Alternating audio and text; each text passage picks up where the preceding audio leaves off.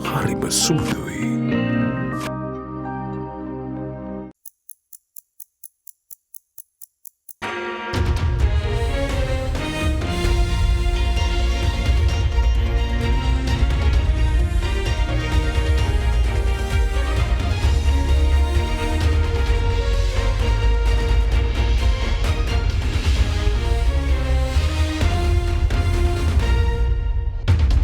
Tonight on First at 9 this Tuesday, the 19th of September 2023. 8th grade, South Korea and World Bank pledge support for Sri Lanka's economic recovery program. Neutral necessity. President Ranil Wickremesinghe asserts that Sri Lanka does not align itself with either India or China. Whether we are pro-Indian or pro-Chinese. I said, no, I am not neutral. I am pro-Sri Lankan. Ocean peacekeeper. Navy chief highlights the importance of taking measures to prevent escalation of tensions in the Indian Ocean. We also, being situated at a very strategic location, have become the end recipient of this grey zone effect. Rechristened, Colombo port city name expected to be changed as Colombo Financial City, reveals State Minister of Investment Promotion. ඔබේ විශ්වාසය දෙනු සෙන්සුරයින් දැන් ළඟම ඇති ෆාමසියෙන් ලබාගත හැක. This is AdaDerana First at 9. Live from Studio 24 in Colombo. Good evening and a warm welcome to today's edition of AdaDerana's English News. First at 9. This is Jonathan Benedict. Let's take a look at our top story for the evening. The 78th session of the United Nations General Assembly debate began today at the United Nations headquarters in New York. While in attendance, President Ranil Wickremesinghe met with the President of South Korea, Yoon Suk-yeol, today and held discussions including job opportunities and trade agreements between both nations. Further, another meeting transpired between President Ranil Wickremesinghe and the President of the World Bank. The World Bank chief reiterated the World Bank's full support to the program implemented by President Wickremesinghe to rebuild Sri Lanka. United Nations Secretary-General Antonio Guterres welcomed the heads of state, including President Ranil Wickremesinghe, at the UN headquarters in New York today a short while ago, following which the general debate of the 78th session of the United Nations General Assembly commenced. President Ranil Wickremesinghe is scheduled to address the Assembly on the 21st of September. On the sidelines of the UNGA, President Ranil Wickremesinghe met South Korean President Yoon Suk-yeol, where cordial discussions transpired. The President of South Korea appreciated the initiatives taken by President Wickremesinghe to resuscitate the country and its citizens from the severe economic crisis that debilitated Sri Lanka and praised the commitment of President Wickremesinghe in doing so. The South Korean President expressed his expectations to increase the job quota given to Sri Lankans by South Korea, resulting in more job opportunities for the Sri Lankan youth in the future. He further proposed the need to expedite the conclusion of a bilateral trade and investment agreement to fast-track the facilitation of more Korean investments that would also result in an influx of new technology to Sri Lanka. The President's media division stated that the President of South Korea further invited President Wickremesinghe for an official visit to South Korea in the near future during the discussions. Meanwhile, a special meeting between President Wickremesinghe and World Bank President Ajay Banga was held yesterday at the United Nations headquarters in New York. During the meeting, President Ranil Wickremesinghe expressed his gratitude to the World Bank President for the support provided by the World Bank to battle the severe economic crisis that befell Sri Lanka over the past 2 years. President Ranil Wickremesinghe invited the President of the World Bank to visit Sri Lanka soon, which was immediately accepted. The President of the World Bank extended an invitation for either himself or the head of international operations to be contacted at any time for any necessary consultancy services or any other technical assistance, adding that the head of international operations of the World Bank is scheduled to visit Sri Lanka in the latter part of October this year. The one thing that will be very helpful is the way you started with your focus on reforms and the commitment to reforms. Because I think that will demonstrate the seriousness of intent with which you continue to approach this matter. You've already shown a great deal of seriousness. You stick with that, you will find credibility will come with that, and I think that will be your biggest friend as you go through this. That IFC, as part of the World Bank, is doing a lot of advisory work with you. Please rely on them. Anything we can do to help you with those advisory opportunities. When she's there, we can discuss it in detail, but your advisors can reach out to us, and IFC will be helpful on that process. First, I will thank you all, and with Far East and all that, it was without them we could not have gone to navigate at the coast. Money was available at least for the basics. and that helped us tide through the most difficult months. So now it's a question of we'll finalize the debt restructuring, moving on from there. The only way I can see for the future is fast growth and high growth. Otherwise it will recur again in another 10 years' time. In a statement of strength, President Ranil Wickremesinghe asserted that the government of Sri Lanka does not align itself with either India or China and firmly stands for Sri Lanka's interests above all else. Speaking at Oceans Nations, the third annual Indo-Pacific Islands Dialogue, the President said that this commitment to sovereignty extends to other island nations in the region. He further added that through the debt restructuring process currently underway with the support of the International Monetary Fund, the country expects to attract more investors and achieve an economic growth rate of 6% in the coming years. How you see Sri Lanka's position looking out at the world, and obviously the interest it has in engaging with the world as being unique in part because of its role as an island in the Indo-Pacific. Yeah, well, we've been engaging with the world for about 2,500 years, mainly because of our location. Some time back, a person asked me whether we are pro-Indian or pro-Chinese. So I said, definitely I'm not pro-Indian. And I added by saying, I'm also not pro-Chinese. So he asked me, then are you neutral? I said, no, I'm not neutral. I am pro-Sri Lankan.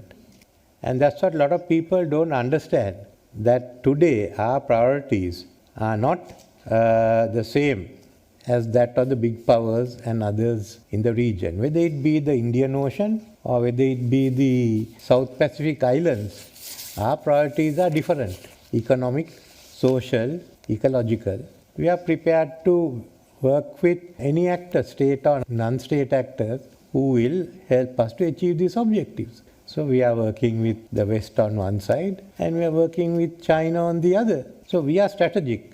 But just because we are strategic, it doesn't mean that we are involved in any military alliances with China or anyone else. So it's in this background that we have to look at the geopolitics of our own islands. In Colombo, what are you trying to accomplish in the region for Sri Lanka? What we are trying to do in Sri Lanka is for the country to develop. For the purpose of developing today, there are many options available. So we are taking forward. I mean, basically, China has come up with its maritime Silk Route, and there has been assistance given everywhere. Then India is now coming up with Saga. Before both of them, Japan still has the best network for foreign assistance. So we want to use that and develop the country. That's all that we are trying to do.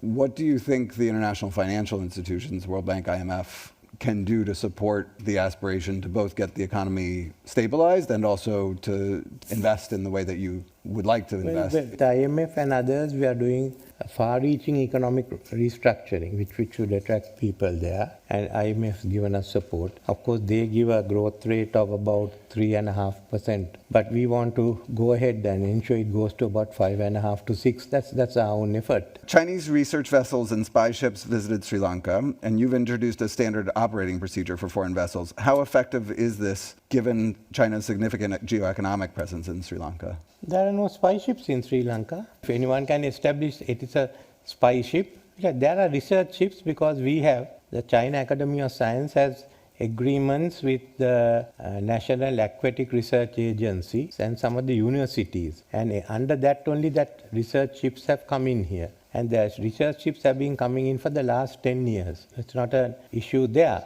But as far as the ships are concerned, there was a question raised by one of the countries whether it can be used for spying. We don't know, I don't know that. So that's the standing operating procedure was set by the Sri Lankan Navy. Recently, we had discussions with India and we've now we've taken on all the amendments. So any ships that come in now are according to an operation procedure which we have done together with India. So I can't see any ship that's a threat coming in through that operating procedure.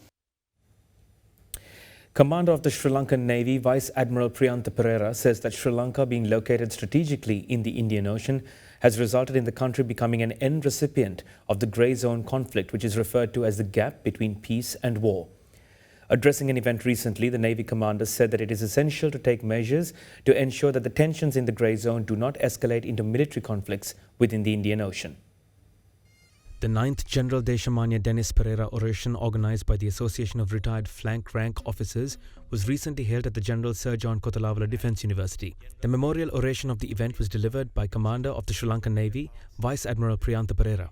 Before these interest flows into the Indian Ocean, things occur elsewhere, and the impact of that strategic contents flows over to the Indian Ocean. And we also, being situated at a very strategic location, have become the end recipient of this grey zone effect. Whatever that is not governed by rules, we can also say grey zone. Military, economic, diplomatic activities affecting at various levels on the strategic context of national security interest. On the other hand, grey zone maritime conflicts pose several challenges to international security and stability. Some of the key challenges include escalation of tension, overlapping claims, and the uncertainty. Grey zone conflicts can escalate into military confrontation, posing a threat to regional and global harmony. They also often involve not only disputes of overlapping territorial and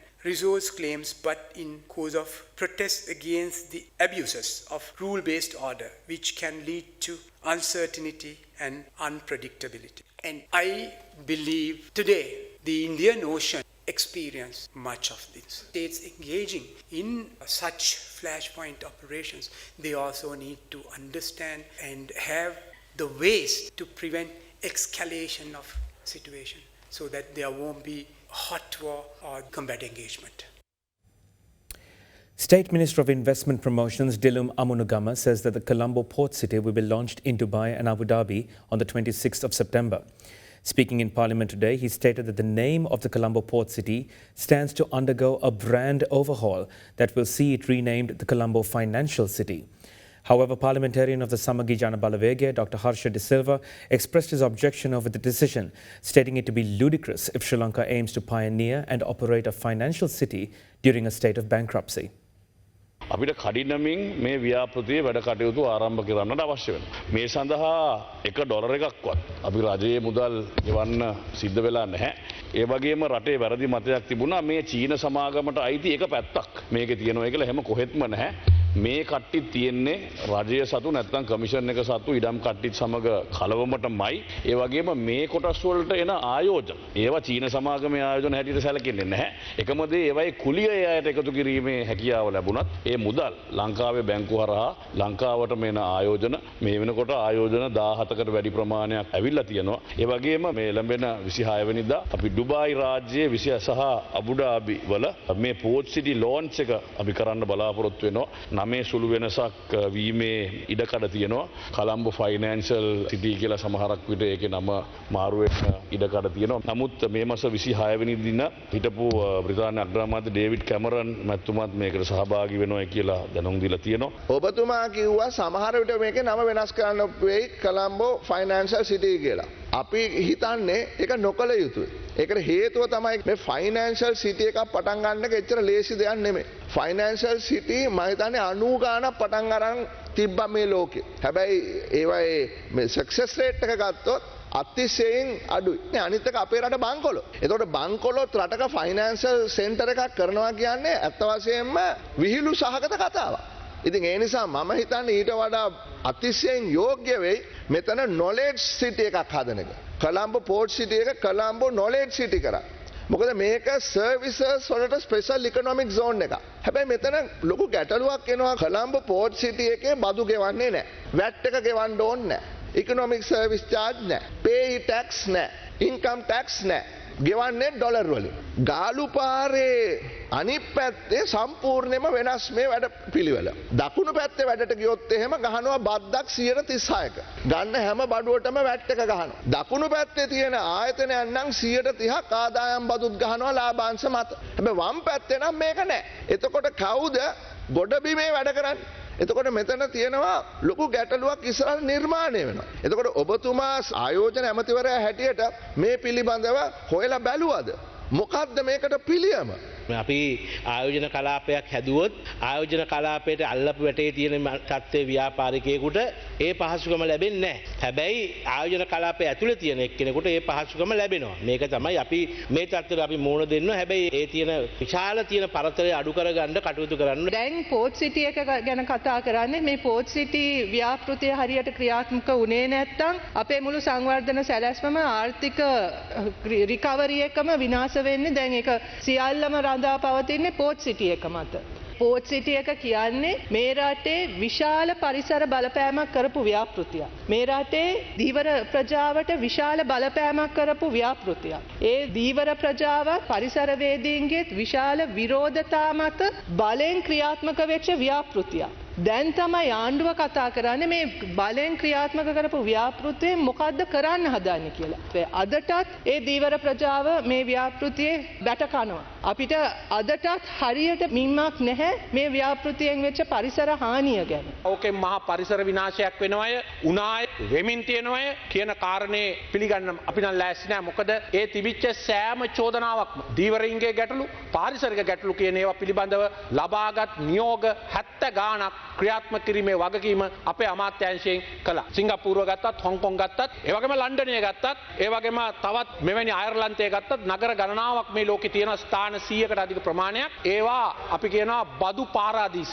මේ සඳහා මේ විශේෂයෙන්ම විවිධ රටවල් වල ඉන්න ධනවතුන් යුතු විදිහටත් අයුතු විදිහටත් උපයාගත් ධනය තැන්පත් කර ගැනීම සඳහා බැංකු පද්ධතියක් බවට මේ පරිවර්තනය කිරීමයි අපිට අවශ්‍ය වුණේ. ඒ කියන්නේ ටැක්ස් හේවන් එකක් හදන්න තමයි අපිට අවශ්‍ය වුණේ. ඒ තමයි මේ මූල්‍ය නගරේ පසුබිම පදනම. ඒක අපිට සාර්ථක කරගන්න පුළුවන් වුණා නම් මේ මූල්‍ය අර්බුදයක් ලංකාවට එන්නේ නැහැ. මොකද මේ කලාපේ විශේෂයෙන් මේ ඉන්දියානු කලාපේ එවැනි ස්ථානයක් නැහැ. මට කියන්න තියෙන එකම එක දෙයයි මූලික සැලසුමක් අපි හැදුවා.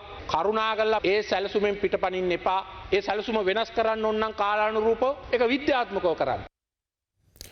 In other news, State Minister of Finance Ranjit Siamalapitia emphasised that the government is bound to provide a 9% interest rate payout for the beneficiaries of the Employees Provident Fund as promised under the debt restructuring programme.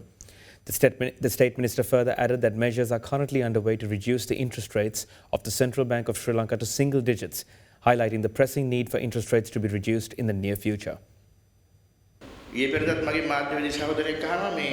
දැන් මේ අලුත් වැඩසටහනත් එක්ක ජාත්‍යන්තර මුහුණ ආරම්භදලේ මේ චාවර ගිණුම් වල ගාන කපා ගන්නවාද කියලා. මම කිව්වා එහෙම සැලැස්මක් තියා හීනයක්වත් දැකලා අපි අඩු ගන්න කියලා. 2016 ඉඳලා අවුරුදු 3ක් විතර ඔබතුමාලා 9%ක් ප්‍රතිලාභ කරා. ඊට පස්සේ අවුරුදු දෙකක් 8%ක්.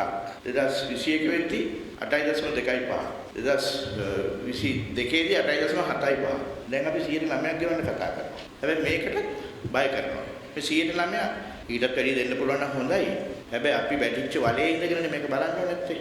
එහෙම බැලුවොත් 9% කොතරම් ශක්තිමත් ප්‍රතිශතයක්ද? ඒ විතරක් නෙවෙයි ඉදිරියේදී තවදුරටත් පොලිය අඩු කිරීමේ අවශ්‍යතාවයක් රටේ තියෙනවා. මහ බැංකුවේ කාර්යය එදිලා තියෙනවා. ඒතර මහ බැංකු පොලිය අනුපාතය තනි ලක්කමට එන්නේ. හැබැයි 2026 වෙනකල්ම අපි 9%ක් රජයේ බැඳලා ඉන්න ඔබතුමාලට මේ සමාජිකින්ට ගෙවන්න. 2016 ඉඳන් ගණන් කිව්වේ ලබාපු ප්‍රතිලාභේ ඒ ලෙසම ආරක්ෂා කරන රජයේ බැඳලා ඉන්නවා.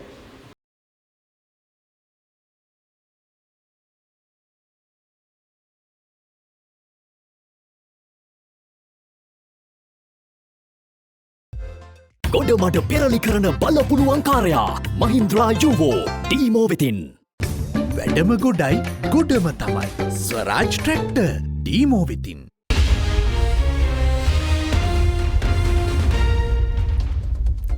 Welcome back. A body of a youth believed to be 27 years of age was recovered in the Ratkama area last evening following a tip-off received by the Ratkama police. The corpse was discovered bound and gagged, which has prompted an immediate criminal investigation into the matter. In other news, 6 people were arrested in connection to the recent recovery of a corpse found inside a travel bag in the Sidua area. With that, here's a look at more news across the island in brief. 6 individuals were reportedly injured as a bus belonging to the Sri Lanka Transport Board collided with a Bowser truck on the Badalkubura-Badulla main road today. Following the vehicle collision, the injured were admitted to the Monragal District Hospital for treatment. Investigations into the matter are being conducted by the Badalkubura police.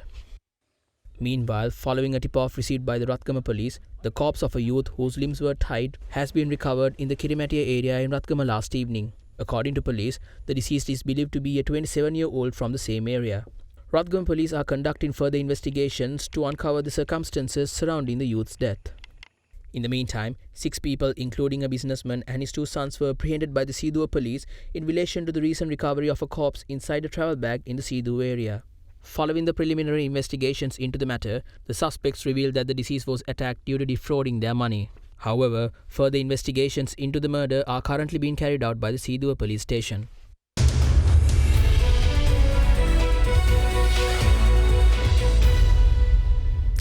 The Colombo bourse closed lower today following losses in the industrial and consumer discretionary sectors, outweighing gains in consumer staple stocks. The Colombo Stock Exchange All-Share Price Index closed down 1.01% at 11,248.50 points, falling for a third straight session, while the S&P SL20 Index closed down 1.42% at 3,167.65 points. Cargill Ceylon PLC and ACL Cables PLC were the top losers on the All-Share Index, declining 2.2% and 2.1% respectively. Trading volume on the CSE All-Share Index rose to 31.8 million shares from 26 million shares in the previous session.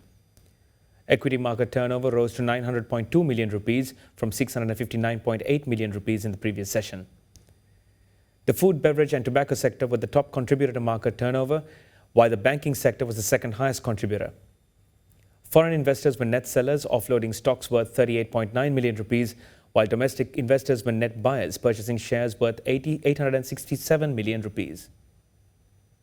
With that, let's look at how the rupee traded against other major currencies as the day progressed.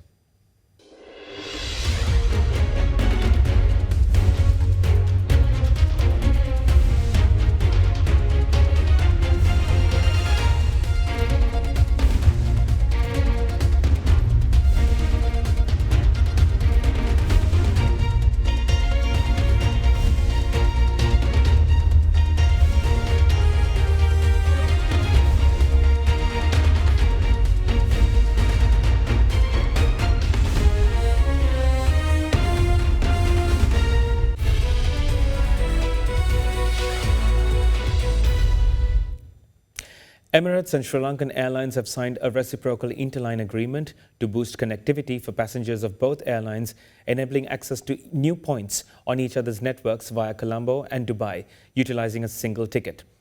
Meanwhile, the newly appointed chairman of the Fabric Apparel Accessory Manufacturers Association, Sahan Rajapaksha, said that the industry must focus on strengthening vertical integration and import substitution of textile in order to develop the apparel sector of the country.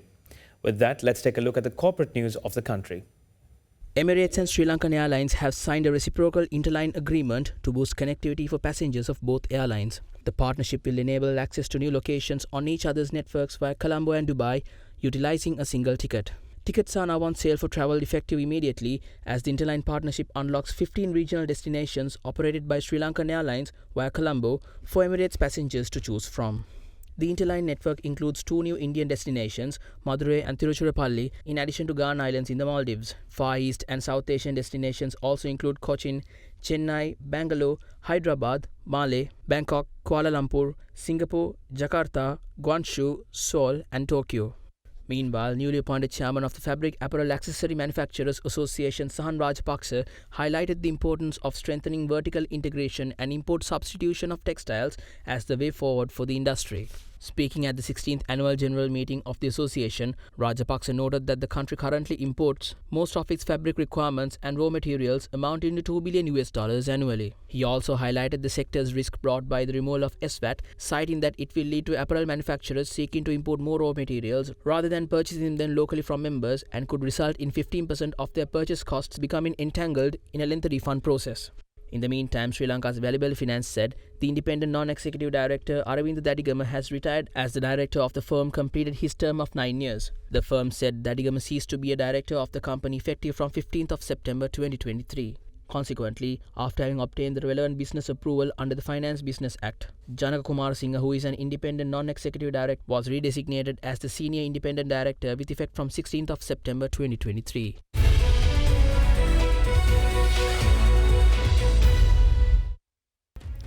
That wraps up all the news I have for you for this evening. Do join us again tomorrow at the same time on Sri Lanka's premier English news channel.